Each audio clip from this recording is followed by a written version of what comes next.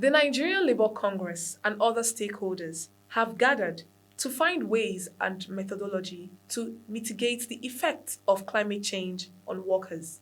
The event is about trade unions and citizens, just transition, research, methodology, validation meeting in Abuja. Our correspondent was at the event and filing the report.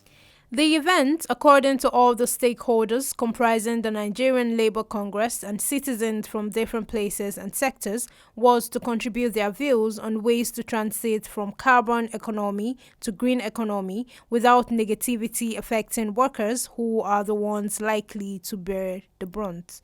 To this end, and in order for workers to fully adjust to the just transition, stakeholders are advocating for the reskilling and upskilling of bases on a long and short-term basis to enable them acquire decent jobs after the transition period.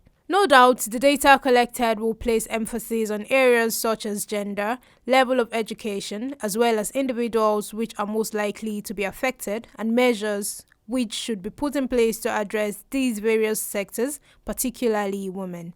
In the course of tackling the global challenge, certainly there will be some negative impacts, there will be some positive impacts. And the International Labour Organization came up with this term, just transition. That is, as we are transiting from carbon-intensive economy to green economy, let this transition be just. So the climate crisis is also affecting Germany. So actually in Germany we have currently an energy crisis because prices for energy are more important. So I think there's a lot of potential for European or German Nigerian cooperation when it comes to energy and climate change. And my organization FES is doing political educational work. So we work with young people, with NGOs, with civil societies to educate them and work together with them on solutions how we can meet these challenges together. On the impact of just transition to workers. It has been very impactful, and we know that climate change is affecting this part of the world, and it's affecting people severely. For instance, we know that there are many issues with workers when it comes to climate change.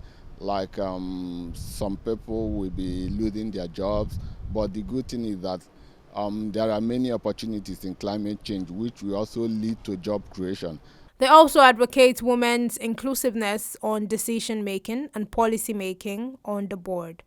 Under the coordination of the Ministry of Labour and Employment, there's a project that I am part of. It's sponsored by the ICAT, Initiative for Climate Action and Transparency. It's an international organization. And the project is titled Just and Gender Inclusive Transition. And I am the gender expert on that project. So what we are doing includes development of strategies to ensure that women are carried along. 1, in decision making, 2, in resource distribution, 3, in voicing out participation in decision making.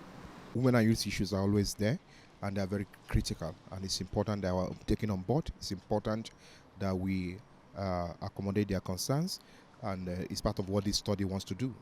There are aspects of it that focus on women and youth to ensure that they are not left behind. Overall, we don't want anybody to be left behind. In the net gain, in the net loss, we want to ensure that one way or the other, the concerns of every member of society is adequately covered, especially workers. The meeting is to validate the instrument used for the research. Damilola Babalola, PTV News, Abuja.